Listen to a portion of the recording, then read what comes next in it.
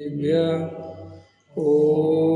नमः सिद्धेभ्यः ॐ नमः सिद्धेभ्यः निर्मल ज्ञान परिठिया कम कलंक डहेवी अब्बाल दौजेड़ परु ते परमा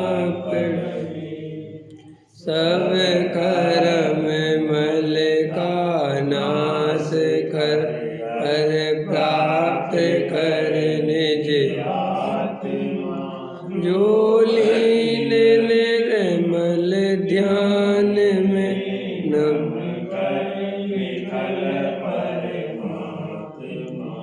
संतप्त मानस शांत हो जिनके गुणों की गान वे वर्धमान मान जिन विचरे हमारे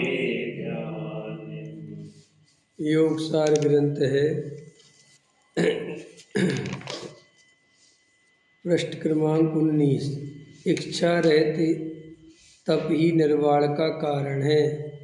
इच्छा रहियो तप करई अपा अप मुड़ेई तौ लो पावई परम गई पुण्य संसार नई आत्मा को जान कर इच्छा रहते यदि तप करे तो परम गति को प्राप्त हो संसार में घूमे नहीं। हे आत्मा, यदि तू इच्छा रहित होकर तप करे व आत्मा का अनुभव करे तो तू शीघ्र ही परम शांति को पावे, फिर निश्चय से कभी संसार में नहीं आवे। अपने पवित्र शुद्ध आनंद स्वरूप को जानकर शुभ अशुभ भाव अर्थात इच्छा को रोककर अपने पवित्र स्वरूप में तपना अर्थात लीन होना ही तप है और ऐसे तप से मुक्ति होती है। आत्म वस्तु स्वरूप से इच्छा रहती ही है। आत्मा तो ज्ञानानंद स्वरूपी अनंत आनंद की मूर्ति है, उसमें इच्छा है ही नहीं। इसलिए इच्छा का लक्ष्य छोड़कर जिसमें इच्छा नहीं, ऐसे ज्ञान दर्शन आनंदमय आत्मा में श्रद्धा ज्ञान और लीनता द्वारा शुद्ध स्वरूप में शुद्धोपयोग रूप लीनता से संवरण निर्जरा होती है। अशुभ भाव हो तो पाप होता है, दयादान आदि के शुभ भाव हो तो पुण्य होता है, परंतु धर्म नहीं होता। चिदानंद स्वरूप आनंद मूर्ति भगवान आत्मा के भान भिन्न अकेले उपवास करे, उसमें भी राग की मंदता हो तो मिथ्यात्व सहित पुण्य बनता है, परंतु उसे धर्म कहने में नहीं आता। उससे जन्म मरण का अंत नहीं होता। आत्मा अपने वीतरागी निर्दोष अकसाय स्वरूप को जानकर उसमें लीन हो तो इच्छा रहित तप होता है। उससे जन्म मरण का अंत आता है। मैं अतीन्द्रिय ज्ञान स्वरूप हूँ, जिसे भान नहीं वह आत्म स्थिरता कैसे करे। अपने में जिसे अतीन्द्रिय आनंद ना भासे वह उसमें ललचाएगा कैसे। जिसे पुण्य पाप के परिणाम में ठीक लगता हो वह वहाँ से हटेगा कैसे। इसीलिए ज्ञान दर्शन आनंद स्वरूप भगवान आत्मा को जान, इच्छा को टालकर वीतरागी स्वरूप आत्मा में लीन होना ही तप है। इच्छा रोककर ऐसा कहना भी नास्तिक से एक बात है। गायक की सत्ता का भान करे, उसमें दृष्टि और रमणता करते हैं तो इच्छा स्वतः ही रुक जाती है। उस आत्मलीनता को ही परमात्मा तप कहते हैं, धर्म कहते हैं, मुक्ति का मार्ग कहते हैं। आत्मस्वरूप जानने के पश्चात ही तप होता है, ऐसा कहा है। परंतु हम तो आत्मा को जानने को ही तप कहते हैं। भाई, आत्मा को जाने बिना तप कैसे होगा। तुम्हारा नाम जानना है तो कितने उपवास करेंगे जिससे तुम्हारा नाम जान जाए। मुझे तुम्हारा नाम पूछना नहीं, उपवास करके तुम्हारा नाम जान लेना है। यह कैसे संभव है? तुम्हारा नाम और धाम क्या है? यह ज्ञान द्वारा ही अज्ञान का नाश हो सकता है। इसलिए पहले आत्मा का ज्ञान करे। ज्ञाता दृष्टा वह आत्मा, ऐसा आत्मा का विश्वास अर्थात श्रद्धा ज्ञान करे। पीछे राग से हटकर स्वरूप में स्थिर हो तो वही तप होता है। समझ में आया? मोक्ष स्वरूप भगवान आत्मा में लीन होने से अल्प काल में मोक्ष दशा को पाता है। इसके बाद 4 गतियों में पुनः जन्म लेना नहीं पड़ता। अतीन्द्रिय आनंद में पूर्ण लीनता प्राप्त की वह फिर सिद्धात्मा वहाँ से वापस लौटे, ऐसा 3 काल में भी नहीं बनता। मक्खी जैसा प्राणी भी शक्कर की मिठास में लीन हुए पीछे उसकी पाँख चिपक जाए तो भी उसे उस मिठास को छोड़ता नहीं, वहाँ से उड़ती नहीं। वैसे ही आनंद स्वरूप आत्मा का जिसे विश्वास आया, ज्ञान किया और उसी में रमणता की, वह अल्प काल में मुक्त दशा को पाता है और संसार में पुनः लौटकर नहीं आता। देखो ये इसमें चर्चा जो चल रही है वो क्या कह रहे, इच्छा है। तो देखो क्या कहते हैं, अपने पवित्र शुद्ध आनंद स्वरूप को जानकर शुभाशुभ भाव अर्थात इच्छा को रोककर अपने स्वरूप में तपना अर्थात लीन होना ही तप है। माने ज्ञान दर्शन चारित्र जो आत्मा के 3 गुण हैं, तो सबसे पहले तो आचार्य कहते कि तू अपनी आत्मा को पहचान। अभी अपन लोग अपनी आत्मा को ही नहीं पहचानते, अपने स्वरूप को नहीं पहचानते। समझ में आया? तो वो जब तक अपन अपनी आत्मा को नहीं पहचानेंगे तो आचार्य कहते वो बाहर में कितनी कोशिश करे इच्छा छोड़ने की, लेकिन वो इच्छा छूटती नहीं है। और बहुत लोग आपको ऐसा प्रयास करते दिखते हैं और स्वर्ग आदि की चाह से, पुण्य पाप की चाह से बहुत सारे लोग इच्छाओं का दमन कर लेते हैं। लेकिन इच्छाओं का दमन करने से वे वर्तमान में भी दुखी रहते हैं और भविष्य में भी कोई सुख बुख मिलने वाला नहीं है। समझ में आया कि नहीं आया? देखो कल मैं एक बात विचार कर रहा था कि अज्ञानता जगत में कितनी चरम सीमा पर है। लोग कितने अज्ञानता में जीते हैं। ये आतंकवादी होते बम फोड़ देते हैं, समझ में आया, और खुद मर जाते हैं। माने जो वर्तमान है वो तो दिख रहा है ना कि भाई मैं हूँ, मेरे बच्चे हैं, पत्नी है, घर परिवार है, माँ बाप है, ये तो दिख रहा है ना प्रत्यक्ष। समझ में आया? और अगर ये बम फोड़ा तो मैं मर जाऊंगा, ये भी दिख रहा कि नहीं दिख रहा? और अगर पुलिस भी पकड़ लेगी, मेरे घर परिवार वालों को भी परेशान करेगी, ये सब दिखते हुए भी उसको वो उसके समझ लो उसकी पढ़ाई उसके माइंड में ऐसा सेट कर दिया कि तुम अगर ये बम फोड़ोगे तो तुम्हें जन्नत मिलेगी। समझ में आया कि नहीं आया? अब बताओ, जो बिल्कुल एक काल्पनिक सत्य है, जो कुछ है ही नहीं है, है ही नहीं, मतलब आज तक किसी ने आगे तो नहीं कहा ना कि हम भैया वहाँ पहुँच गए। कोई तो उधर लिखा है तो भी देखो लिखी हुई मानकर इतना विश्वास करता है कि बम फोड़ देता है। समझ में आए? ऐसे ही अपन लोग भी, ये आत्मा प्रत्यक्ष अनुभव में आ रहा है, प्रत्यक्ष वेदन में आ रहा है, जानने देखने का काम अंदर ज्ञायक तत्व कोई मौजूद है, सब हो रहा है। शरीर आदि भिन्न है, इनकी क्रियाएं भिन्न हैं, ये जड़ हैं। ये कोई शास्त्रों की बात नहीं है, शास्त्र में लिखी है लेकिन अपने अनुभव में भी आ रही है। लेकिन पुण्य का फल स्वर्ग है, किसने देखा स्वर्ग? और पाप का फल नरक है, किसने देखा? लेकिन वो पुण्य पाप पे भरोसा करके, स्वर्ग नरक पे भरोसा करके उसमें तो चेंज करता है। समझो कि पाप नहीं करना वरना नरक चला जाऊंगा, पुण्य जरूरी है। लेकिन मैं आत्मा हूँ और ऐसा शास्त्रों में लिखा कि ऐसा अनुभव करेगा तो मोक्ष चला जाएगा, ऐसा अनुभव नहीं करता। जो बिल्कुल अनुभव की चीज़ है, जिसे कोई, अरे डॉक्टर साहब लेते हैं कि जिसने समय सार में आत्मा देखा और अनुभव से आत्मा नहीं देखा, उसने क्या देखा? समझ में आया? क्यों? समय सार में जिस आत्मा का वर्णन है वो अनुभव में आता है। हम सब आत्मा हैं, ज्ञान दर्शनमयी हैं, जानते देखते हैं, हम इसके अलावा कुछ नहीं करते, केवल व्यर्थ की कल्पना करते हैं। ये बात हमारे अनुभव में नहीं आती कि हमारी कल्पना से जगत में कुछ होता ही नहीं। क्योंकि देखो कितने जीव हैं और बैठे बैठे कितने राग द्वेष कर रहे, कल्पनाएं कर रहे, क्या नहीं कर रहे, लेकिन जगत में जो परिणमन जैसा होना है वो हो रहा है, अपने अनुसार होता ही नहीं जगत में कुछ भी।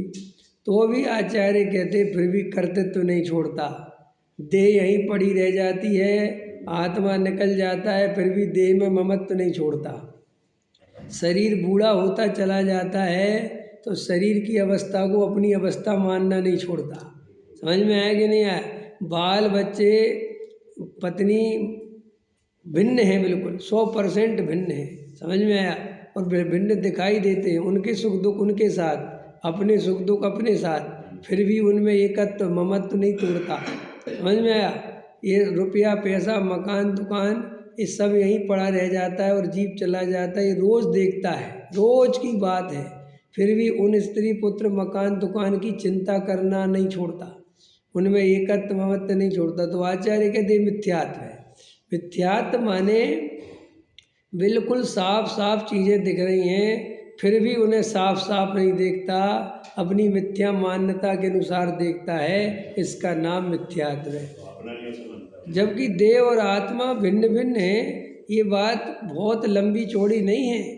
बिल्कुल देह का कार्य अलग दिखता है, आत्मा का कार्य अलग दिखता है। जरा सा बिल्कुल शांत होकर बैठे तो बिल्कुल आत्मा देह और आत्मा बिल्कुल भिन्न भिन्न भाषित हो, बिल्कुल भिन्न भिन्न भाषित हो। लेकिन ये श्रद्धा नहीं जग पाता कि ऐसा भिन्न भिन्न जानने से मैं सुखी होऊंगा। बोलो देवेंद्र जी, देह और आत्मा को भिन्न जानने से सुखी होऊंगा ये नहीं जमता, लेकिन भगवान की पूजा करूंगा तो सुखी होऊंगा। क्या कितना खतरनाक मामला है? माने हमारी पूजा नहीं छूट सकती, लेकिन हम देह और आत्मा का भेद ज्ञान दिन भर नहीं करते, क्योंकि हमें ऐसा लगता है जैसे अब मैं मान के जो शांत होकर बैठा हूँ और मैं बिल्कुल देह और आत्मा को भिन्न भिन्न जान रहा हूँ, तो हमें लगता ही नहीं कि ये कुछ काम की चीज़ है।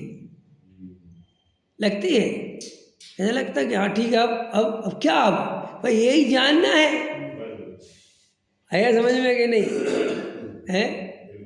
तो आप समझ रहे नहीं धर्म क्या है भाई। कल बहुत अच्छा प्रवचन था डॉक्टर साहब का, बहुत मार्मिक प्रवचन, इतना मार्मिक था कि पूछो ही मत। हमें उसमें दादा ले रहे थे कि तुम लोग इतना हल्ला मचाते हो, अरे कभी भगवान की तरफ देखो तो कि कर क्या रहे हैं, क्या कर रहे हैं भगवान? आपसे पूछता हूँ क्या कर रहे हैं भगवान, बताओ। जिन आदिनाथ की आप पूजा कराए, वे आदिनाथ क्या कर रहे हैं सिद्ध लोक में बैठ के, बताओ। नहीं आप ये तो बोल देते हो, रमना में क्या कर रहे हैं? कल बहुत अच्छा ले रहे थे वो, कि कभी उसकी गहराई में जाके तो देखो कि भैया केवली भगवान क्या कर रहे हैं। हाथ में हाथ रख के बैठे हैं सशरीरी सकल परमात्मा, तो क्या कर रहे हैं वे बैठ के समोषण में? अब इसी मंदिर भगवान विदेश क्षेत्र में बैठ के क्या कर रहे हैं भाई? कुछ नहीं कर रहे भैया। लोकालोक उनके ज्ञान में अपने आप झलकता है, वे झलकाने नहीं जाते। समझ में आए? और आत्मा में लीन है, लीन है माने क्या? बैठे हैं शांति से बस। और क्या क्या कर रहे हैं वहाँ? समझ में आया कि नहीं आया? वह पर पदार्थों की ज्ञाता दृष्टा है, तो साहब उनको अतीन्द्रिय सुख क्यों? राग देश नहीं है, कसाय नहीं, वही सुख है। आया समझ में कि नहीं? अब ये बात अपन को समझ में आ जाए, अरे भगवान बनने का उपाय क्या है? भगवान जैसे हो जाओ। भगवान जिंदगी अनंत काल के लिए हो गए, तुम थोड़े थोड़े हो। दिन भर में आधा घंटा हो गए, फिर 15 मिनट हो गए, फिर आधा घंटा हो गए, थोड़ी देर के लिए फिर अपने स्वरूप में बैठ गए। यही तो साधना है, और साधना कुछ है ही नहीं। लेकिन अपन को आचार्य कहते हैं इसका ध्यान यहाँ नहीं जाता। मैंने हम ऐसे देह और आत्मा का भेद ज्ञान करके बैठे शांति, ऐसा वो विचार आ रहा है, आने तो विचारों से क्या लेना देना भाई? विचार क्या चीज़ है? जब तक हम अपने स्वरूप में पूरी तरह स्थिर नहीं होंगे विचार आएंगे। विचार क्यों आ रहे हैं? ऐसे विचार आ रहे हैं, वैसे, अरे जैसे वैसे आ रहे हैं, वे सब भरे हैं अंदर। कर्म के उदय के जन्य विचार भरे कि नहीं भरे? अब जैसे मान के चलो हम चौथे गुण स्थान में हैं, तो हमें चौथे गुण स्थान वाले घर गृहस्थी के, मकान के, दुकान के, कमाने के, स्त्री के, पुरुष के, बच्चों के, ये सब परिणाम आएंगे। इसमें क्या है सोचना? भाई हमें पूरा वस्तु का स्वरूप पता है।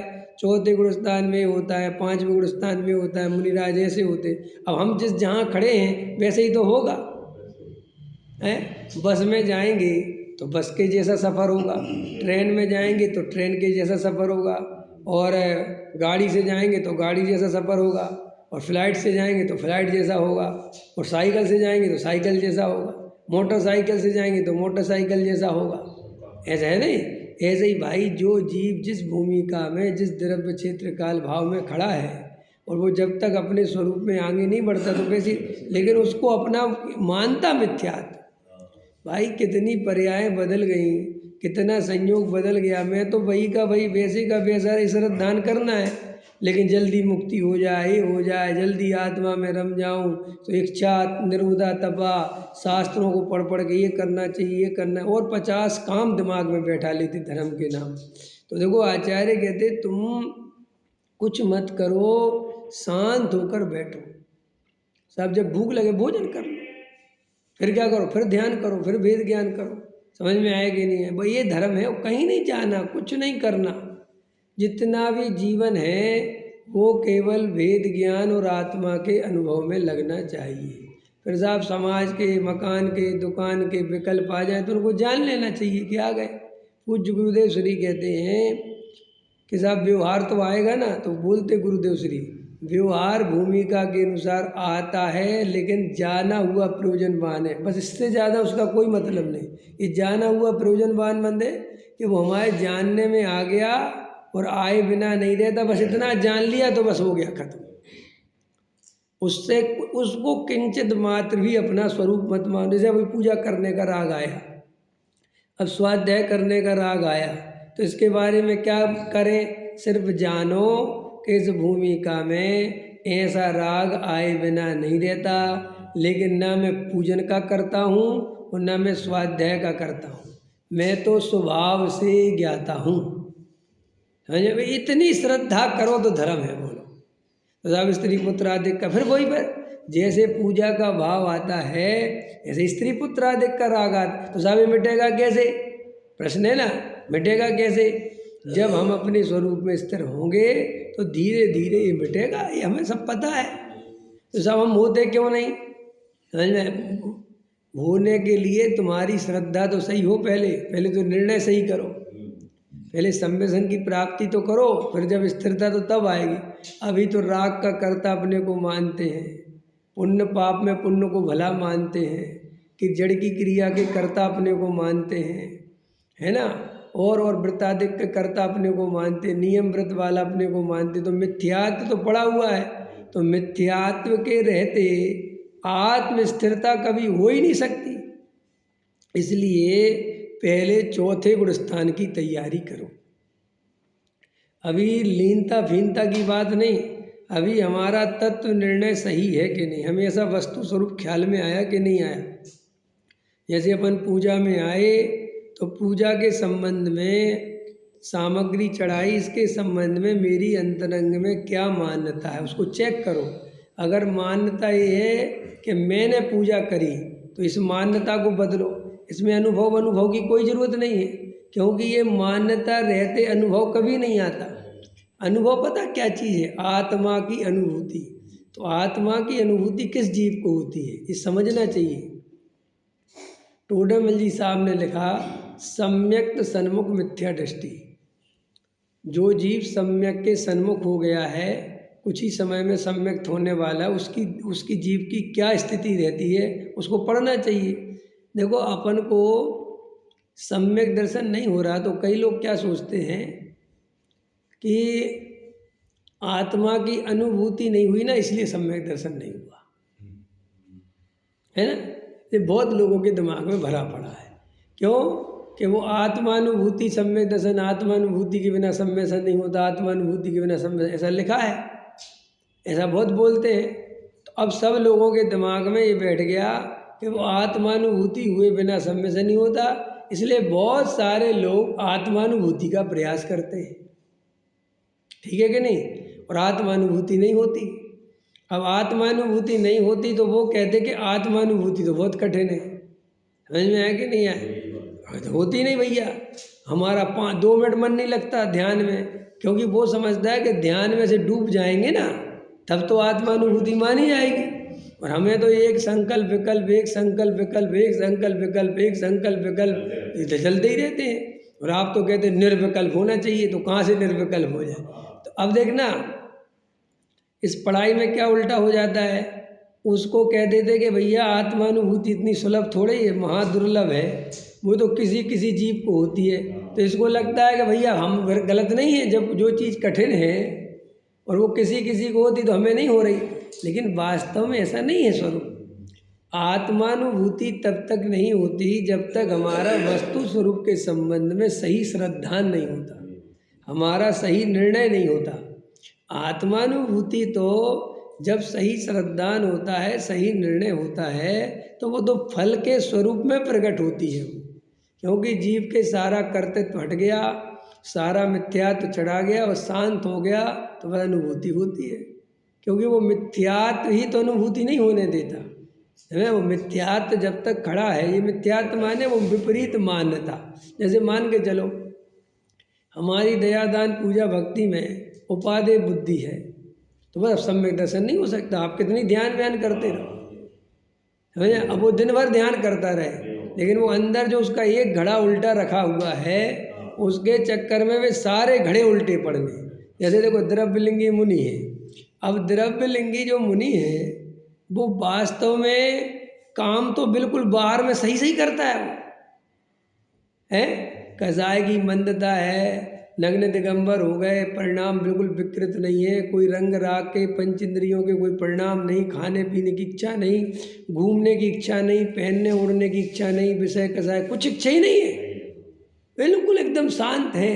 समझ में आया कि नहीं आया? और एकदम वैराग्यमय परिणति है, बिल्कुल वैराग। माने अभी तुम्हें सच्चा द्रव्यलिंगी मिल जाए तो भाई साहब तुम चरणों में से हटो नहीं। अभी तो द्रव्यलिंगी भी नहीं मिलती अपन को, समझ में आया? क्योंकि जो ये रंग राग में लगे हैं, ये मंदिर धर्मशालाएं बनाने में लगे हैं, जो खुल के रंग राग की बातें करते हैं, ये तो सच्चे द्रव्यलिंगी भी नहीं है। समझे? तो गृहीत मिथ्यात्व में लगे हुए में तो द्रव्यलिंगी भी नहीं है। जो बिल्कुल प्रत्यक्ष राग देश कसाय कर रहे, निंदा कर रहे, चुगली कर रहे, गाली दे रहे, ऐसा नहीं होता द्रव्यलिंगी मुनि। द्रव्यलिंगी मुनि तो बहुत शांत होते हैं, जो सच्चा द्रव्यलिंगी हो। समझ? बहुत माने आप ऐसा लिखा शास्त्रों में कि तुम सच्चे द्रव्यलिंगी में और भावलिंगी में अंतर नहीं कर सकते, बिल्कुल भी पहचान नहीं सकते तुम किसी कीमत पर। समझ में आया? हाँ, इतनी निर्दोष चर्या होती है सच्चे द्रव्यलिंगी। और कसाय इतनी मंद होती है कि जरा सी आँख उठा के नहीं देखे किसी के पास। ना कोई लालच होता है पद का, प्रतिष्ठा का, मान का, सम्मान का, अखबार में छपने का, ऐसा राग ही नहीं होता बिल्कुल। समझ में आया? फिर भी आचार्य कहते हैं वो मिथ्यात्व में है, अभी उसे अनुभूति नहीं हो सकती इतनी। जबकि रोज 3-6 घड़ी सामायिक करते हैं। समझ में आया कि नहीं आया? है 140 मिनट की एक सामायिक, समझे? और दिन में 3 बार। हाँ, और बिल्कुल निरंतर अपने ध्यान मग्न में है सब कुछ, तो भी अनुभूति नहीं होती। समझ में? तो फिर वो अनुभूति किसे समझ लेता है, ये भी सुन लो। वो जो सामायिक करता है उसमें मागनंदी के सूत्र, समझ में आए? ये सूत्र वो सूत्र, प्रतिक्रमण पाठ, ये पाठ, आलोचना पाठ, ये सब करके उस सामायिक हो जाती है। समझ में आए? ऐसे ध्यान हो गया, शांत होकर बैठी रहे 1.5 घंटे तक, कोई पाठ करते रहे, नमोकार मंत्र की जाप करते रहे, हरन सिद्ध पंच परमेष्टि का स्वरूप स्मरण करते रहे, उनके जैसी बनने की भावना, एकदम ऐसे ऐसे उपयोग की एकाग्रता, है ना? और ध्यान के कई प्रयोग, ऐसे अनंत भगवान की याद कर ली, वो बैठे हुए हैं समूषण में, ऐसे उनका ध्यान कर लिया, ऐसे करके उस सामायिक समझता है। समझ में आया कि नहीं? परिणाम नहीं है, परिणाम तो उसके वैसे भी कोई अशुभ भाव तो होते नहीं, तो वो सोचता बहुत अच्छा बहुत अच्छा, थोड़ा उपयोग की एकाग्रता हो गई तो ध्यान हो गया। ऐसा एक दिन की बात नहीं है, सालों, समझ में आया? हजारों वर्षों बिता देता है बोलो, और आत्मा का सच्चा अनुभव नहीं होता। क्यों नहीं होता साहब? इतने सब कुछ कर, इसलिए वो एक अंदर घड़ा उल्टा पड़ा है, वो मान्यता उल्टी पड़ी है, वो कर्तृत्व तो पड़ा हुआ है। मैं करने वाला, मैं साधु, मैं मुनि, शुभ भाव में उपाधि बुद्धि, इतनी देखो, इतनी मान्यता से इतनी साधना होने पर भी वो सच्ची नहीं हुई। आया समझ में कि नहीं? तो अपन को कभी कभी जो बहुत ज़्यादा मंद कसाई जीव होते हैं, वे लोग क्या है, साधना के लिए बहुत जल्दी भागते हैं। त्याग, व्रत, नियम, व्रत, संयम, बहुत अच्छी भावना, उस भावना की कोई निषेध नहीं, लेकिन वो सम्यक ज्ञान हुए बिना, सम्यक दृष्टि हुए बिना वो घातक बनती है। घातक क्यों बनती है? कि कसाय मंद है, परिणाम बहुत शांत है, तो एकदम बाहर में जल्दी जल्दी व्रत नियम आदि लेने की भावना रहती है, ज़्यादा से ज़्यादा संयम लेने की भावना। अब वो होता क्या है कि वो बाहर का संयम अंदर की भूल नहीं देखने देता। कि भूल क्यों नहीं देखने देता? क्योंकि वो बाहर में इतना सारा काम, इतने नियम, व्रत, उपवास, खाने का ध्यान रखो, शुद्धता का ध्यान रखो, पहनने ओढ़ने का ध्यान रखो, ये मर्यादा वो मर्यादा। तो अब वो क्या है कि वो दिन भर के इतने काम मिल जाते हैं कि वो मेरे अंदर, इनमें उपादेय बुद्धि चल रही, इनमें कर्तव्य बुद्धि चल रही, इसमें उपादेय बुद्धि चल रही, वो बात है सुनने समझने का अवसर ही नहीं मिल पाता। फिर शास्त्रों में चूंकि अब व्रत नियम आदि ओढ़ लिए तो उपयोग का बहुत वो रहता है कि अशुभ उपयोग ना हो जाए, अशुभ भाव ना आ जाए, तो वो अशुभ से बचने के लिए शुभ में लगे रहने के लिए मेहनत बहुत करता है। कि कैसे मेहनत करता है? शास्त्र पढ़ेगा, माला फेरेगा, पूजा पाठ करेगा, ये वो लगा, ताकि मुझे अशुभ, जैसे बहुत सारे ऐसे मिल जाते वो त्यागी वृत्ति, कभी कभी देखने में दिन भर के काम पकड़े रहते हैं। उनसे कहो कि अपने को ढीला तो छोड़ो थोड़ा, शांत, तो उनको लगता है शांत छोड़ेंगे तो पाप में चले जाएंगे, क्योंकि वो अंदर से वो कस के पकड़ा है ना, वो आप समझ गए ना। तो वो क्या लगता है, जैसे अपन ही लोग हैं ना, अपन लोग भी क्या है कि ढीला नहीं छोड़ते अपने को, क्योंकि ढीला छोड़ो तो वो दुनिया भर का बेकार दिखता है अंदर में। तो दिन भर भाई ये काम कर लो, ये काम कर लो, स्वाध्याय कर लो, व्यापार कर लो, ये कर लो, वो कर लो, ताकि खाली ना रहे। क्योंकि खाली रहते ही आदमी का अंदर का शैतान उजगता है। अब जबकि मज़ेदार बात है कि यही तो आपको पता है कि शैतान को सुलाना नहीं है, उसको जगाओ, उसको टाइम दो, देखो कि अंदर क्या क्या भरा पड़ा है। कि क्योंकि यहाँ अपन उसको दबा भी लेंगे तो वो आगे की पर्यायों में निकल के आएगा, वो क्योंकि उसका अभाव करना है। हमारे यहाँ कसाय दबाना कोई समस्या का समाधान ही नहीं है। क्रोध दबाना कोई समस्या का समाधान थोड़ी है, नहीं समझा? मनोवैज्ञानिक तो कहते हैं कि क्रोध आए और तुरंत निकल जाए तो वो बहुत कम होता है, और अगर दबा दिया जाए तो वो बाद में बारूद का ढेर बनता है। आया समझ में कि नहीं? ये बारूद के ढेर ही तो बन रहे हैं। जैसे लड़ाई झगड़े हो रहे हैं, जो उस समय भारत पाकिस्तान अलग हुआ, वे कसाएं अभी तक नहीं जा रही, लोग अभी तक नहीं भूल पा रहे। वे कह रहे तुमने हमारे साथ बुरा किया, वो कह रहे तुमने हमारे साथ बुरा किया, वे मर गए वे सब के सब लेकिन दुश्मनी अभी तक चल रही है। तो वो क्या है कि वो दमन नहीं करना, शांत रह के, और बिल्कुल नहीं घबराना चाहिए। पाप से कभी नहीं डरना चाहिए। आप कैसी बात कर रहे हैं? डरने का मतलब ये कि डर के उससे भागने से होता क्या, उसको पहचानो। देखो गुरुदेव श्री ले रहे हैं ना, इसमें अभी लिया ना उनने, ध्यान दिया हो आप लोगों ने कि भैया तू उसको दबा भी लेगा तो क्या होगा, समझ में आया कि नहीं? क्योंकि वो रोकने भोगने से नहीं होता है ना, वो तो स्वतः ही जब आत्मरमणता होगी तो बस वो अपने आप इच्छा निरोध हो जाएगी। लेकिन इच्छाओं का निरोध कर करके, बाहर का तप कर करके अंतरंग तप प्रकट करना चाहता है, बहिरंग तप से अंतरंग तप प्रकट करना चाहता है, ये मिथ्यात्व है। अंतरंग से बहिरंग की ओर आता है। जैन दर्शन बाहर से अंदर की तरफ नहीं जाता, अंदर से बाहर की तरफ जाता है। सारी दुनिया में बाहर से अंदर की तरफ जा। दुनिया में ऐसे ही चलता है कि बाहर में त्याग व्रत करो, बाहर में ये करो, बाहर में वो करो तो वो अंदर में सही हो जाएगा, लेकिन नहीं, वो अंदर में सही हो तो बाहर में दिखता है। महावीर भगवान से लेके कुंद कुंद तक या जितने मुनिराज हैं वे अंदर में गए तो बाहर में साधुपना आया, और हमने उनका साधुपना देख के ये सोचा कि हम साधु बनेंगे तो अंदर में जाएंगे। आया समझ में कि नहीं? इससे ही गलती हो गई सारी। और फिर लोग ऐसा कहते हैं, कभी भी अपन स्वस्थ मन से चर्चा नहीं करते, और ना पंडित करते हैं ना त्यागी वृत्ति करते हैं। सबको डर है स्वच्छंदता का। सब आप कभी भी बात करो किसी भी टॉपिक पे खुल के, नहीं ऐसी बातें मत करो, स्वच्छंद हो जाए। लेकिन मुझे ये समझ में नहीं आता हम स्वच्छंद होने से इतना क्यों घबराए हुए हैं। अगर हमारे अंदर में स्वच्छंदपना है तो बाहर में उसका दमन करके हम कौन सी जंग जीत लेंगे, ये बताओ। मेरा प्रश्न है आप लोगों से।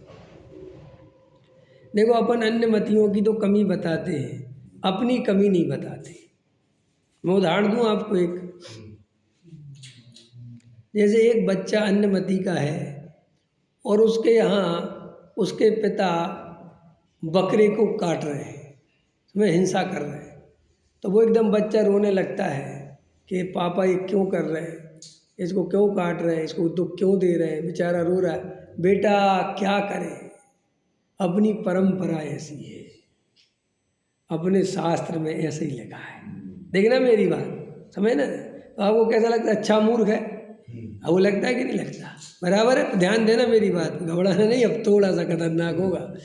ऐसे ही तुम्हारे बच्चे ने तुमसे पूछा कि पापा जी आरओ का पानी छान क्यों रहे। समझ में आया कि नहीं? भाई आरओ लग गया और आरओ में तो सारे जीव मर गए। समझ में आया कि नहीं आया? अब क्यों छान रहे? तो आप कहते बेटा हमारी परंपरा है। क्या कहते आप? तो आप परंपरा ढोते हो। नहीं, आप ये परंपरा ढो के क्या करोगे? आप क्या क्या दिखाना चाहे कि नहीं साहब ऐसे में तो स्वच्छंद हो जाएंगे, यही चर्चा है ना अपने। मैं कहता हूँ ये स्वच्छंद की घंटी गले में क्यों बांध रखी? भाई अपन बैठ के मीटिंग करके निर्णय कर लेना कि कौन सा पानी छानना और कौन सा नहीं छानना। ये करना चाहिए कि नहीं करना चाहिए? हम कब तक ये ढोते रहेंगे? भाई आदमी छने हुए को छान रहा है, छने हुए को माले बिसलरी का पानी छान रहा है। अरे भैया क्या कर रहे हो तुम? अब समझ कि नहीं साहब परंपरा है, मन नहीं मानता तो मन नहीं मानता, ये मन की सुनना है, क्रियाकांड ढोना है कि लकीर के फकीर बनना है, कि उसमें देखना है कि जीव हिंसा है भी कि नहीं, कि वो हो चुकी पहले ही। आप समझ रहे कि नहीं?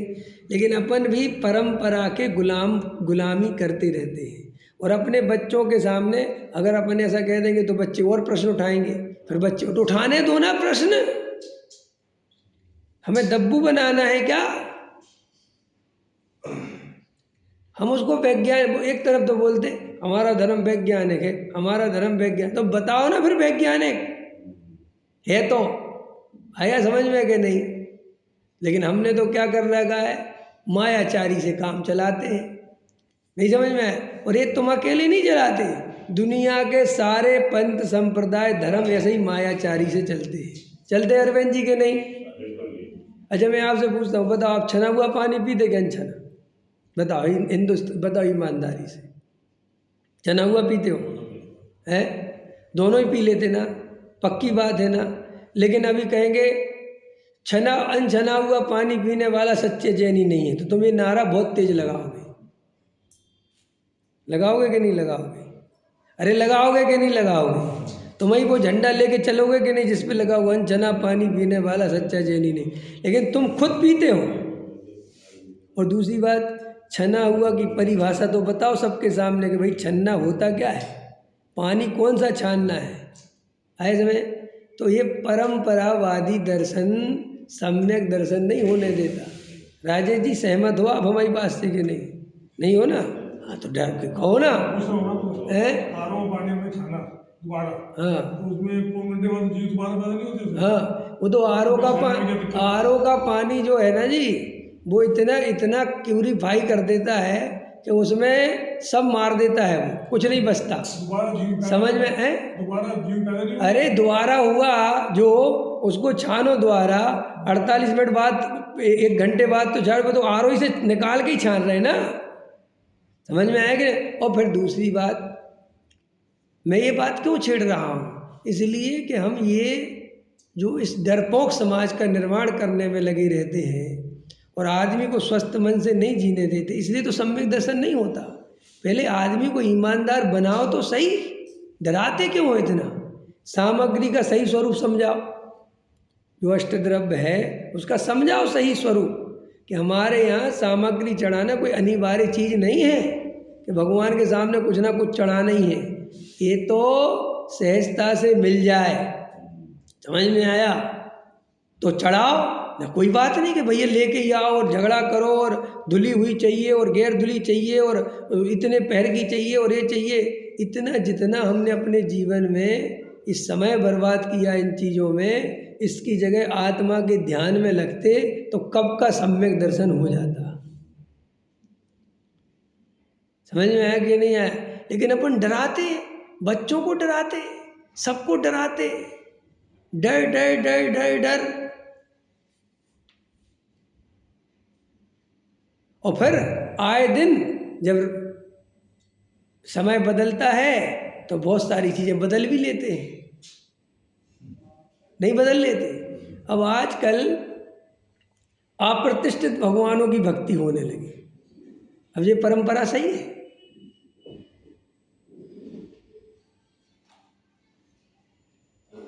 बताओ, दो इसका जवाब। कहाँ लिखा, किस आधार से चालू करी? कि नहीं साहब बहुत खुशी हो रही भगवान आने की, बहुत खुशी हो रही, तो कंट्रोल रखो खुशी को अपनी।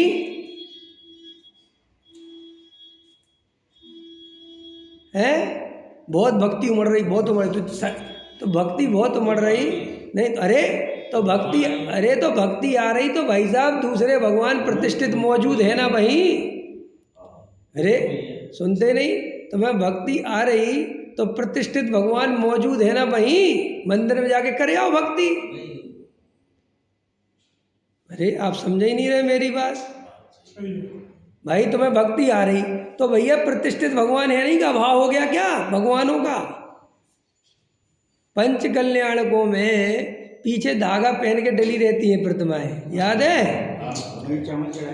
तो वहाँ पे पता क्या लिखा रहता है? ये प्रतिमाएं पूजनीय नहीं है अभी, इनका भी वो नहीं हुआ पंच कल्याणक। और उसमें बराबर में पूजनीय जो मंदिर से लाके एक प्रतिमा रखते हैं, उसकी पूजा पाठ होती, विधान होता है, हैं? होता है कि नहीं होता? तो फिर मुझे क्या हो फिर? अभी ये कैसे चलेगा? ये मुमुक्षु कहते हैं कि हम स्वाध्यायी हैं, हम बहुत पक्के हैं, जरा सा फूल चढ़ जाए, जरा सा भगवान में चंदन दिख जाए तो मुमुक्षु 15 फुट दूर मिलेगा तुम्हें। मूर्ति को भगवान को कह सकते हैं? प्रतिष्ठित मूर्ति को भगवान को कह सकते हैं। क्या बोलते? प्रतिष्ठित मूर्ति जो है उसको भगवान को कह सकते हैं। भगवान उसे भगवान अभी भगवान है ही नहीं, वो तो भगवान बनेंगे, अभी तो प्रतिमा है, मूर्ति है। और अपन बोलते ही अपनी भाषा नहीं है क्या? मूर्तियां आ गई, अपन कहते हैं ना प्रतिष्ठा के लिए मूर्तियां आ गई हैं। हाँ, अब लेकिन धीरे धीरे धीरे धीरे लोग अतिरेक में जा जाके, समझ में? और अतिरेक में ही पता कौन से लोग जा रहे हैं? जो अज्ञानी है, जिनका कोई प्रॉपर स्वाध्याय नहीं, भावुक है। सब तो गुरुदेव का उदाहरण देते हैं ना। हाँ, और गुरुदेव का उदाहरण देके छल ग्रहण नहीं करना। वही तो। हाँ, गुरुदेव का उदाहरण देके छल ग्रहण नहीं करना। गुरुदेव श्री के साथ वो स्थिति नहीं थी। गुरुदेव के साथ जो स्थिति थी वो हमारे साथ थोड़ी है। हम तो जन्मजात दिगंबर है, हमें क्या मतलब है? हमने तो पहले दिन से भगवान देखे भाई। गुरुदेव श्री को 45 बरस तक भगवान नहीं मिले, वो बिना भगवान वाले पुष्पंत संप्रदाय में थे, तो उनको रोना बहुत आया, वो तो स्वाभाविक है, उसमें क्या बात है? इसमें कोई बात? एक बात बताओ, मेरा बेटा 5 साल का मेले में बिछड़ जाए और 25 साल बाद मुझे मिले तो मुझे रोना आएगा कि नहीं आएगा? लेकिन मेरा बेटा रोज मिले तो मुझे रोना आएगा? किस बात के लिए रो रहे हैं? मैं अपने घर पे जाऊं और मेरे बेटे को स्कूल से लूँ अभी, उसको गले से लग लग के रोने लगूं कि भैया पापा काहे के लिए रो रहे हैं? कि तू 4 घंटे के लिए दूर हो गया था मेरे से, है? हंसोगे कि नहीं? ऐसे ही तुम गुरुदेव श्री प्रतिमाओं के आने पर बहुत वो हो रहे थे, तो गुरुदेव श्री की तो परिस्थिति ही अलग थी भैया, समझ में आया? लेकिन क्या करें, राग अपना पूरा करना है, नाचना कूदना अपने को है, प्रदर्शन अपने को करना है, और नाम गुरुदेव का लगा। बहुत बुरा हाल है। क्यों?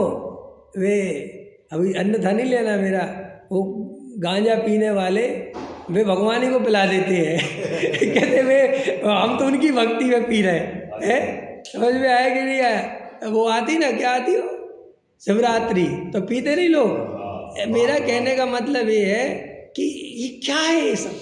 डॉक्टर साहब लेते थे कि जो ये रंग राग का पोषण करने वाले जीव हैं, ये क्या सीधे तो कर नहीं सकते, तो महापुरुषों का नाम ले लेके, समझ में आया, उनकी दुहाई दे दे के अपने राग का पोषण करते हैं। जबकि जैन धर्म कैसा है? जैन धर्म ऐसा है कि जैन धर्म में किसी भी कीमत पर राग के पोषण की बात ही नहीं है समझ में? तुम उसके राग का पोषण नहीं कर सकते। पकड़ में आया कि नहीं है? वो ये बात इसके लिए नहीं लिखी है कि तुम उसका पोषण करो। और लेकिन अपन तो वो कोई अपने मनमानी करनी है तो वो कर देते हैं ना। और फिर अरविंद जी आप डरा मत करो, सत्य के साथ रहा करो, किसी के बाप का नहीं खाते अपन। हाँ, और दूसरी बात, तुम भले ही उस ग्रुप में शामिल हो तो रहा, उससे क्या मतलब, डरते क्यों? सत्य के साथ पहले रहा करो। ये पंथ संप्रदायों से कुछ होने वाला नहीं है। अपनी भैंस का दूध पतला कहने की ताकत रखो तो सम्यक दृष्टि बनोगे, और अपनी पंथ संप्रदाय रहन दो, अपना ही तो है, ये है वो है, और अपन करें तो सब ठीक है, ऐसा नहीं चलेगा। अपन हो, देखो अपनी परंपरा में गलत हो रहा है तो हो रहा है, नहीं समझ? जब मैं सोनगढ़ का पंच कल्याणक था और जब मैं बोल गया, समझ में आया कि नहीं आया, तो वो क्लिप हजारों आदमी ने सुनी। बॉम्बे से फ़ोन आया मेरे पास, ना जाने कहाँ कहाँ के लोग। साहब आप गुरुदेव को मानते हो कि नहीं, पहले ही बताओ। हमने कहा तुमसे ज़्यादा मानते हैं, समझ में आया कि नहीं आया, लेकिन तुम्हारी तरह नहीं मानते। समझ में आया कि नहीं आया? हम उनको तीर्थंकर बनाने वाला नहीं मानते तुम्हारी तरह, जो जैसा स्वरूप है वैसा मानते हैं। अब आप अपनी जानो, समझा? तो बोले नहीं साहब ये तो अपने के लोग हैं। मैंने कहा भाई ये बात मेरे से मत करा करो, अपन और पराया कुछ नहीं होता, सत्य तो सत्य होता है। और एक राजेश जी सब जानते हैं, एक पंडित नहीं बोलता बिल्कुल कुछ भी।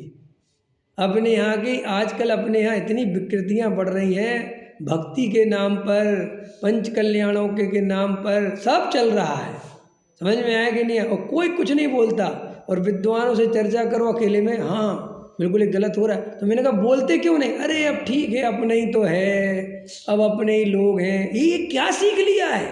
ये अपने लोग क्या होता है मुझे ये समझाओ। क्यों अरुण जी, तुम्हारा अपना ही हो रहा है? हाँ साहब ये तो हमारा है साहब। नहीं साहब इसके बारे में कुछ मत बोलो। अरे किसके बारे में? तुझे अंदर में पता नहीं भैया, ये तेरा मेरा करते अनंत भाव चला गया। तुम भगवानों के जो कल्याण कर काहे के लिए रहे पता है? सम्मेलन प्राप्त करने के लिए कर रहे हैं ना, आत्मा के अनुभव के लिए तो कर रहे हैं, मोक्ष जाने के लिए तो भगवान विराजमान कर रहे हैं, और काय के लिए कर रहे हैं?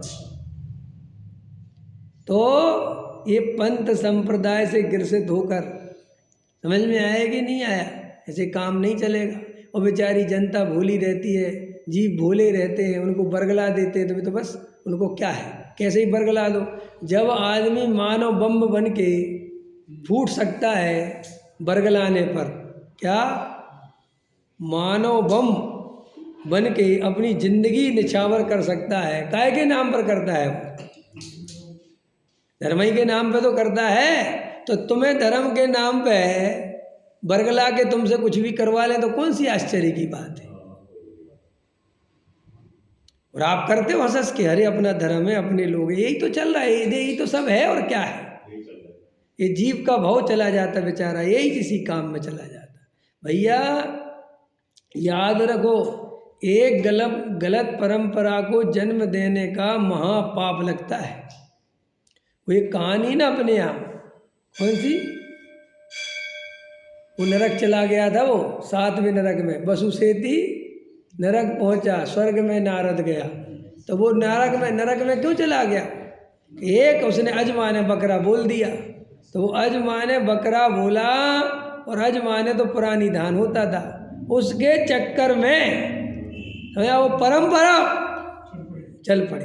वो ये उदाहरण देते कि नहीं, ऐसे ही अपन के निमित्त से एक भी गलत रंग राग की परंपरा चलने लग जाए, वीतरागता खंडित हो जाए, तो महापाप है। समझ में आया? तुम अपनी जान में तो तुम सही रहते हो, तुम्हें तो लगता है हम तो दान दे रहे, हम तो पैसा दे रहे, हम तो भलाई कर रहे। ना ना, जैन दर्शन में दान देने के पहले भी ये जानना जरूरी है कि मैं दान कहाँ दे रहा हूँ। आया समझ में कि नहीं? जैन दर्शन बहुत जबरदस्त है, वो बहुत ध्यान रखता है। तुमने एक शराबी कबाबी को दे दिया अपना पैसा, तो जैन दर्शन कहता गलती तुम्हारी मानी जाएगी, तुमने जांच पड़ताल करके देना चाहिए पैसा। आया समझ? तुमने किसी भी गुरु के चक्कर में पैसा लुटा दिए, तो वो गुरु जितनी गलतियां करेगा उसके दोषी तुम भी कहलाओगे। आया समझ में कि नहीं है? तो ये जागना चाहिए। मेरा कहने का मतलब ये है कि हमें स्वच्छंदता के नाम पर भी नहीं डरना चाहिए, और हमें गलत परंपरा अगर है तो उसका विरोध करना चाहिए। हमें ये जीवन भर ये राजनीति नहीं करना चाहिए कि हम सबकी नज़रों में अच्छे बने रहें, सबकी नज़रों में अच्छे बने रहें। कोई दम नहीं है, बेकार की बात है। क्यों? अंदर में इतना सा भी मिथ्यात्व रह गया, अंदर में इतनी खोटी मान्यता रह गई, तो वो अनंत संसार का कारण है। क्या अपन को लगता है अपन तो मंद कसाए हैं, अपन तो बहुत अच्छे हैं, मिलनसार हैं? देखो जैन दर्शन में ये मिलनसार कोई काम आने वाला नहीं है। आया समझ में? तुम्हें एकदम एक्चुअल वीतरागी तत्व की ओर बढ़ना चाहिए। ये मिलनसार समझ गए? मिलनसार, ये मिलनसार क्या होता है? हाँ, ये बात, मिलनसार माने गंगा गए तो गंगादास, और जमुना गए तो जमुना। व्यवहारियों के में भी नाच लिया, कूद लिया, वहाँ भी इंद्र बन गए, और मुमुक्षुओं में भी बन गए, और तीसरा कोई बने तो वहाँ भी बन गए। आया समझ में? और तू कहता है कि मुझे सम्मेलन नहीं होता। भैया कैसे सम्मेलन होगा? तेरी ऐसी तो परिणति है। क्या पढ़ा है अरविंद जी? क्या कह रहे? तो ऐसा ही है, तो भाव चला जाएगा। अगर तुम्हें अपना भाव खोना है और 4 गति में रुलना है, नरक निगोद में घूमना है, तो भैया ठीक है, हमें क्या है। तो साहब आप रहने दो भैया, हमारा तो काम सत्य बताना है। तुम स्वीकार करो तो, और नहीं करो तो। स्वीकार करोगे तो सच्चे मोक्ष मार्ग में जाओगे, और नहीं करोगे तो नरक निगोद में जाओगे। और क्या कर सकते भाई, हम तो जो लिखा वो बता रहे। ये जब तक हमारा भारी मन रहेगा, राजेश जी बिल्कुल डरो मत। अब थोड़ा समय बचा आपके पास, समझ में आया? आपके पास मतलब हम सबके पास, चाहे देवेंद्र जी हो, चाहे VK जैन जी हो, चाहे आप हो, चाहे मैं खुद हूँ। क्योंकि मौत और ये भव बीतने में टाइम थोड़ी लगता है। कल देखो वो 44 साल का लड़का जवान, साउथ अफ्रीका का स्टार मर गया, हार्ट फेल हो गया। 44 साल का था नेट। अब 44 साल क्या होती है बताओ? जाता है जीव के नहीं? आप लोगों ने तो 65-70 साल तक जी लिया है, तो भी सोचो कि अपन अभी भी कम से कम सत्य के लिए नहीं खड़े हो सकते हैं। एक फिल्म देखी थी मैंने, बहुत ज़माना हो गया, उसमें अंग्रेज़ों की फिल्म थी कि भाई अंग्रेज़ों की दादागिरी चल रही थी। समझ में आया कि नहीं आया? तो उसमें एक बहुत बूढ़ा व्यक्ति रहता है, तो अंग्रेज कहते हैं कि अगर घर से कोई बाहर निकला तो मार डालेंगे, गोली मार देंगे। तो सब अपने अपने दरवाजे बंद कर लेते हैं, डर जाते हैं। ऐसा कुछ दिखा रहे थे, अब तो ध्यान नहीं। तो वो एक बूढ़ा व्यक्ति है, वो बाहर निकल आता है और वो कहता मुझे मार गोली। समझ में आया? तो बूढ़ा वो कहता है अंग्रेज, कहते दिमाग खराब हो रहा, तो गोली मार देंगे। तो कहता मार दे, आज तक डर डर के ही तो जिया हूँ, कम से कम बुढ़ापे में तो हिम्मत करके जीऊँगा कि बुढ़ापे में भी डर डर के जीऊँगा। समझ में आया? तो वो हिम्मत दिखाता है तो फिर सारे लोग बाहर निकल आते हैं। उदाहरण के लिए ऐसे ही कम से कम अपने जीवन के अंत समय में तो डरना सीखो, ये डरना छोड़ो। क्यों डरते हो किसी से? जो बात जैसी है, क्यों ये परंपरा की गुलामी करते हो? पकड़ो ना, सत्य को स्वीकार करो। कहने साहब डरते नहीं, डरते का अर्थ एक नहीं होता। तुम्हें पूजने का लोभ भी डरपोक बनाता है। समझ में? लोग मेरे बारे में विरोध ना करें, लोग मेरे बारे में गलत ना बोलें, लोग मेरी इज्जत करते हैं तो इज्जत करते रहें, ये भय जो है ना, ये जो लोभ पूजने का, ये हमें हमेशा भयभीत करता है, फिर हमें सत्य नहीं बोलने देता। सत्य बोलने वाला व्यक्ति, याद रखना, हमेशा उसको इज्जत नहीं मिलती। समझ में आया? वो मर जाए बाद में भले ही लोग इज्जत दें, लेकिन उसको तो बहुत सुननी पड़ती है। क्यों? कि सत्य हमेशा सुना नहीं जाता। सब चाहते हाँ में हाँ मिला, सबकी हाँ में हाँ मिला। आज सबसे ज़्यादा पूजनीय पंडित कौन है? जो सबकी हाँ में हाँ मिलाता है। उसको सब बुलाएंगे, सब उसके हाँ, अरे साहब ये पंडित बहुत अच्छे हैं, ये पंडित जी बहुत अच्छे। क्यों? कि जो कहो वो करा देते हैं। जब कहो पैसा इकट्ठा करा लो, जब कहो विधान करा लो, जब कहो भजन संगीत आओ करा लो, जब कहो प्रवचन कर दो आओ करा लो। समझ में आया? जो कहो, जैसे कहो वो व्यवस्था बना देते। और कहोगे मैनेजमेंट भी संभाल लेना पंडित जी, हाँ वो भी संभाल ले, बस तुम लिफाफा तैयार हो।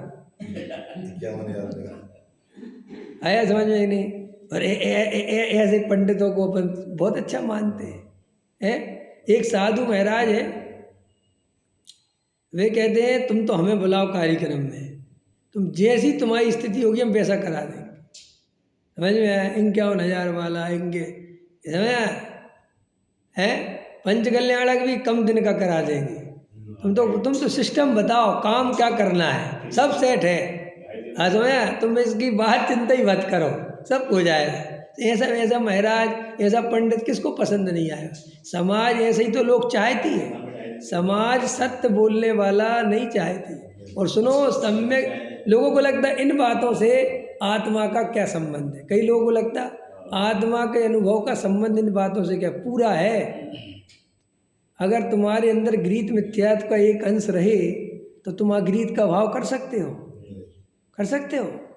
अरे बोलो हाँ या ना। नहीं कर सकते ना।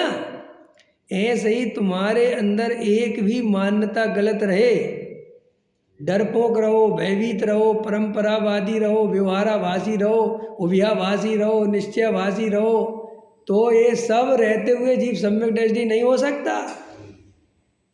व्यवहाराभासी उतना ही बड़ा पापी है जितना बड़ा निश्चयभासी है। और सुनो, उभयाभासी उतने ही बराबरी का पापी है। बोलो। इसलिए अपनी मान्यता में बिल्कुल वीतरागता चाहिए, निशंकपना चाहिए, इच्छा रहित निकांक्ष तंग चाहिए, निर्भीक चिकित्सा चाहिए, अमूढ़ दृष्टि चाहिए। अंदर में अमूढ़ दृष्टि क्या होता है पढ़ता? ये अमूढ़ दृष्टि क्या होता है राजीव जी? एक अंग होता है ना सम्यक दृष्टि का, देवेंद्र जी।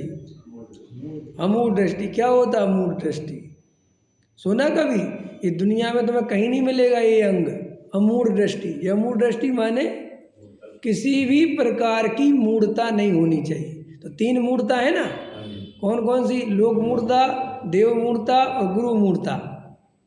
तो ये जो है ना, जो इतना व्याख्यान दिया, ये लोक मूढ़ता में आता है। समझ में? लोक में हमारे पंथ संप्रदाय के लोग जो करने लगे तो अपन भी करने लगे, ये लोक मूढ़ता कहलाती है। सबरे नाच रहे तो अपन भी नाचने लगे।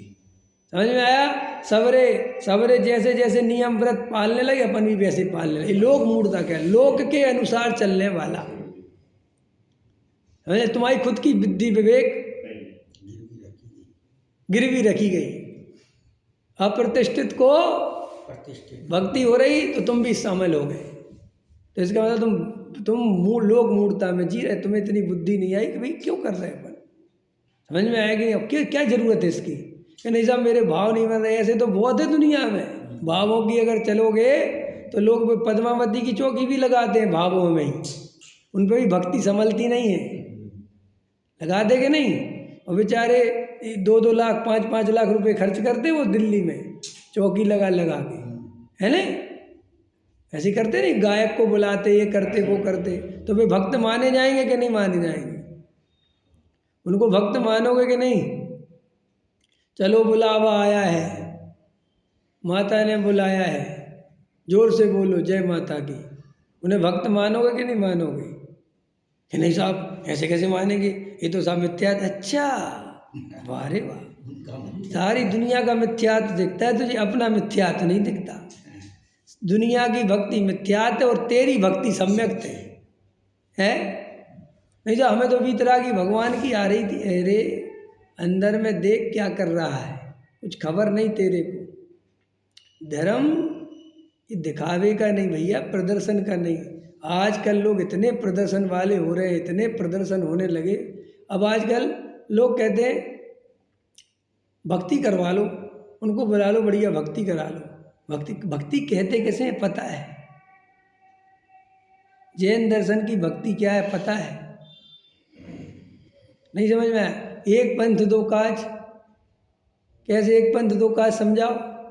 कि डीजे पे नाचेंगे तो लोग पापी कहेंगे, समझ में आया कि नहीं आया? और ऐसे भक्ति करवा के नाचेंगे तो लोग धर्मात्मा कहेंगे। तो तुम सोचते कि हमने स्वस्थ परंपरा डाल दी, कम से कम डीजे हटा दिया। अरे भाई साहब, इससे जो असली भक्ति थी वो गायब और हो गई। नहीं समझ? डॉक्टर साहब कहते हैं कि कम से कम 2 परंपराएं अलग अलग हैं, तो उनमें दूरी तो बनी हुई है कि भाई डीजे पे नाचने वाला जा भैया तू जा, समझ में आया कि नहीं? और जो असली भक्ति करने वाला है वो कम से कम असली करेगा। अब तुमने क्या किया, वो डीजे वाले को बुलाने के लिए यहाँ पे वैसी भक्ति करवा दी, बढ़िया म्यूजिक वाली। तो वो क्या हुआ कि वो डीजे वाला वहाँ तो नहीं गया, लेकिन जो यहाँ असली भक्ति थी वो गायब हो गई। और जो भक्ति की परंपरा, ऐसे मुनिवर कब मिले हैं उपकारी। तो वो शांत होकर बैठना था ना अपने को भक्ति में, उनका स्वरूप याद करना था, उनके जैसा ध्यान लगाना था, उनके जैसा अंतरंग में डूबना था। असली भक्ति तो वो थी, लेकिन वो डीजे के चक्कर में वो तो चली गई। अरे पंचे कल्याण की बज रही बदरियाँ मुक्ति में का, अब नाच रहे भी, और वे सोचते हैं कि हम भक्ति कर रहे हैं। ये कोई भक्ति नहीं है, ये कोई भक्ति का स्वरूप। तो गहराई से भैया अपने को जानो, अगर आत्मा का अनुभव करना है। ये परंपराएं कोई काम आने वाली नहीं है। जब इस पर्याय छूटेगी, जब ये भाव छूटेगा, नए बच्चे, नए जाति, नए पंथ, नए संप्रदाय, नए लोग, कोई नहीं रहेगा, हम अकेले ही रहेंगे। सिर्फ अपने कल्याण की बात सोचो, जगत के कल्याण की नहीं। सहजानंदी।